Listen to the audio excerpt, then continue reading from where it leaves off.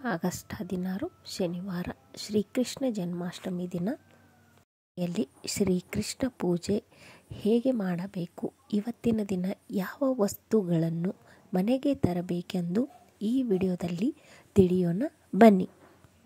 ಮೊದಲನೇದಾಗಿ ಬಂದ್ಬಿಟ್ಟು ವಿಷ್ಣುವಿನ 8ನೇ ಅವತಾರವಾಗಿರುವ ಕೃಷ್ಣ ಜನಿಸಿದ್ದು ಈಗಿನ ಉತ್ತರ ಪ್ರದೇಶದ ಮಥುರಾದಲ್ಲಿನ ಸೆರೆಮನೆಯಲ್ಲಿ.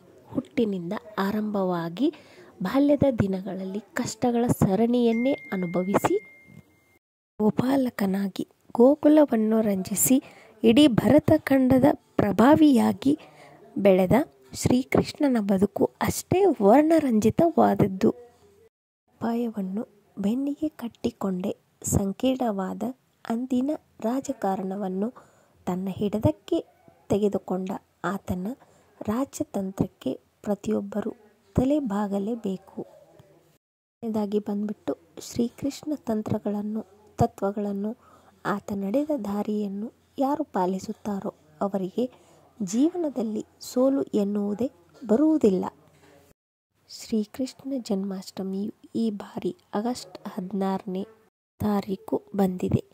ಕಠಿಣ ನಿಯಮಗಳನ್ನು ಪಾಲಿಸುತ್ತಾ ಶ್ರೀಕೃಷ್ಣ ಪೂಜೆ ಮಾಡುವವರು ಆಗಸ್ಟ್ 16 ಮಧ್ಯರಾತ್ರಿ ಕೂಡ ಶ್ರೀಕೃಷ್ಣನ ಪೂಜೆ ಮಾಡುತ್ತಾರೆ.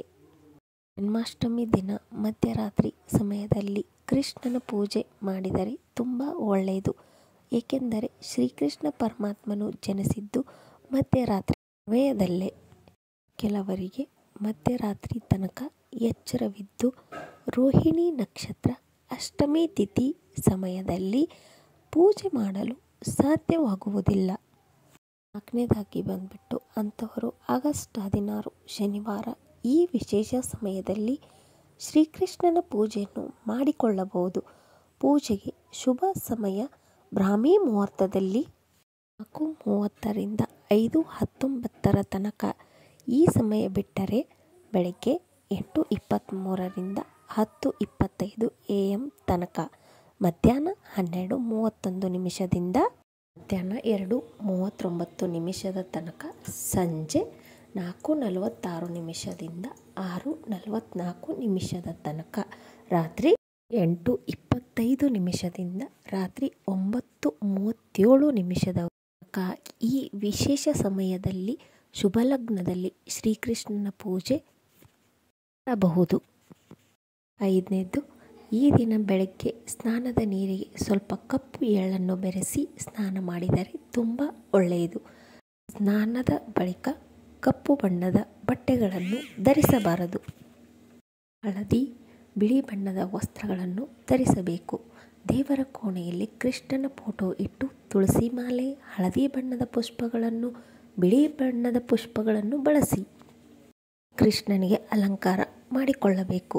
ಇನ್ನು 6ನೇದಾಗಿ ಬಂದು ಶ್ರೀಕೃಷ್ಣನಿಗೆ ಅತ್ಯಂತ ಪ್ರಿಯವಾದ ಹಾಲು, ಮೊಸರು, ಬೆಣ್ಣೆ, ಸಿಹಿ ಲಡ್ಡು, ಕಲ್ಲು ಸಕ್ಕರೆ, ಬೆಲ್ಲ, ಜೇನುತುಪ್ಪ, ತುಪ್ಪ, ಅವಲಕ್ಕಿ, ವಿವಿಧ ಸಿಹಿ ತಿನಿಸುಗಳಿಗೆ ಶುದ್ಧ ಜಲವನ್ನು ಕೂಡ ನೈವೇದ್ಯದ ಜೊತೆ ಇಡಬೇಕು.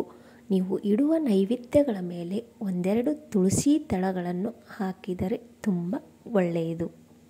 7ನೇದು ಬಂದ್ಬಿಟ್ಟು ನೆನಪಿರಲಿ, ಶ್ರೀಕೃಷ್ಣನ ಪೂಜೆಯನ್ನು ತುಳಸಿ ಇಲ್ಲದೆ ಮಾಡಿದರೆ ಆ ಪೂಜೆ ಅಪೂರ್ಣ. ಆದ್ದರಿಂದ ತುಳಸಿ ಮಾತೆಗೂ ಈ ದಿನ ವಿಶೇಷವಾಗಿ ಪೂಜಿಸಬೇಕು. ಸಾಧ್ಯವಾದರೆ ಈ ದಿನ ಶ್ರೀಕೃಷ್ಣನ ಹೆಜ್ಜೆಗಳನ್ನು ನಿಮ್ಮ ಮನೆಯಲ್ಲಿ ಬರೆಯಿರಿ. ಇನ್ನು 8ನೇದಾಗಿ ಬಂದು ಶ್ರೀಕೃಷ್ಣ ಜನ್ಮಾಷ್ಟಮಿ ದಿನ ಯಾರ ಮನಸ್ಸನ್ನು ನೋಯಿಸಬಾರದು.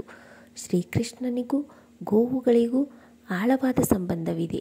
ಆದ್ದರಿಂದ ಈ ದಿನ ಮರೆಯದೆ ಗೋಪೂಜೆಯನ್ನು ಮಾಡಿ ಗೋಮಾತೆಗೆ ತಿನ್ನಲು ಹಣ್ಣುಗಳನ್ನು ನೀಡಿ. ಮನೆಯಲ್ಲಿ ಗೋವಿನ ಮೂರ್ತಿ ಇದ್ದರೆ ಶ್ರೀಕೃಷ್ಣನ ಪಕ್ಕ ಇಟ್ಟು ಪೂಜಿಸಿ. 9ನೇದಾಗಿ ಬಂದ್ಬಿಟ್ಟು ಸಂತಾನದ ಅಪೇಕ್ಷೆ ಇದ್ದರೆ ಶ್ರೀಕೃಷ್ಣನ ಪೂಜೆಯನ್ನು ಜನ್ಮಾಷ್ಟಮಿ ದಿನ ಮರೆಯದೆ ಮಾಡಿ. ಬೆಣ್ಣೆಯನ್ನು ಈ ದಿನ ಯಾರಿಗಾದರೂ ದಾನವಾಗಿ ನೀಡಿ. ಅಣಂತಿಯರಿಗೆ ತಿನ್ನಲು ಯೋಗ್ಯವಾದ ಹಣ್ಣುಗಳನ್ನು ನೀಡಿ.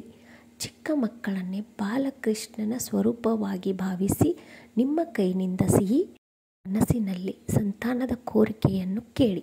ಖಂಡಿತವಾಗಿ ಶೀಘ್ರವಾಗಿ ಸಂತಾನ ಫಲ ಪ್ರಾಪ್ತಿಯಾಗುತ್ತದೆ. ಇನ್ನು 10ನೇದಾಗಿ ಬಂದು ವಿಪರೀತ ಹಣದ ಸಮಸ್ಯೆ ಇದ್ದರೆ ಜೀವನದಲ್ಲಿ ಎಲ್ಲವನ್ನು ಗೆಲ್ಲಬೇಕೆಂದರೆ ಈ ದಿನ ಪೂಜೆ ಮಾಡುವಾಗ ಓಂ ಮಹಾಬಲಾಯ ನಮಃ ಎಂದು ಹೇಳಿಕೊಳ್ಳಿ. ಈ ಮಂತ್ರ ಹೇಳುವುದರಿಂದ ರಾಮನಿಗೆ ಹನುಮ ಹೇಗೆ ರಕ್ಷೆಯಾಗಿರುತ್ತಾನೋ ಹಾಗೆ ಶ್ರೀಕೃಷ್ಣನು ನಿಮ್ಮೊಂದಿಗೆ ರಕ್ಷೆಯಾಗಿರುತ್ತಾನೆ. ಕಷ್ಟ ಕಾಲದಲ್ಲಿ ಎಂದಿಗೂ ಶ್ರೀಕೃಷ್ಣ ನಿಮ್ಮ ಕೈ ಬಿಡುವುದಿಲ್ಲ. ಇನ್ನು 11ನೇದಾಗಿ ಬಂದು ಪ್ರೀತಿ ಪ್ರೇಮ ಅಷ್ಟೇ ಅಲ್ಲದೆ ಪತಿ ಪತ್ನಿಯರ ನಡುವಿನ ಸಂಬಂಧ ಗಟ್ಟಿಯಾಗಲು ಈ ದಿನ ಕೃಷ್ಣ ರಾಧೆಯರನ್ನು ಪೂಜಿಸಿ. ಕೃಷ್ಣನ ಮುಂದೆ ನವಿಲುಗರಿ ಇಟ್ಟು ಪೂಜಿಸಿ. ಈ ಪಾಯಸ ನೈವೇದ್ಯವಾಗಿಡಿ. ಪೂಜೆ ಬಳಿಕ ಆ ನವಿಲುಗರೆಯನ್ನು ಸದಾ ನಿಮ್ಮೊಂದಿಗೆ ಇಟ್ಟುಕೊಳ್ಳಿ ಅಥವಾ ಮಲಗುವ ಜಾಗಕ್ಕೆ ದೀಪವಾಗಿ ಇಡಿ. ಇದರಿಂದ ಪ್ರೀತಿ ಪತಿ ಪತ್ನಿ ಹಾಗೂ ಪ್ರೇಮಿಗಳ ನಡುವೆ ಹೆಚ್ಚುತ್ತದೆ.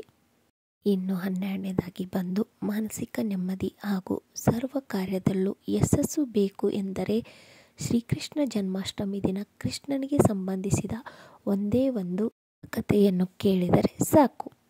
ಆತನ ಲೀಲೆಯನ್ನು ಈ ದಿನ ಕೊಂಡಾಡಿದರೆ ಶ್ರೀಕೃಷ್ಣನು ಪ್ರಸನ್ನಗೊಂಡು ಹರಸುತ್ತಾನೆ. ಮಾಧವ ಎಂದು ಕರೆಸಿಕೊಳ್ಳುವ ಕೃಷ್ಣನ ಧರ್ಮ ಮಾರ್ಗದಲ್ಲಿ ನಡೆಯುವ ಯಾರನ್ನೇ ಆಗಲಿ ಬಿಡುವುದಿಲ್ಲ. ಆದ್ದರಿಂದ ಧರ್ಮ ಮಾರ್ಗದಲ್ಲಿ ನಡೆಯುವ ಶಕ್ತಿ ಕೊಡು, ನಮ್ಮ ಪಾಪಗಳನ್ನು ದೂರ ಮಾಡು ಎಂದು ನಿಮ್ಮ ಕುಟುಂಬದ ಪರವಾಗಿ ಕೂಡ ಬೇಡಿಕೊಳ್ಳಿ.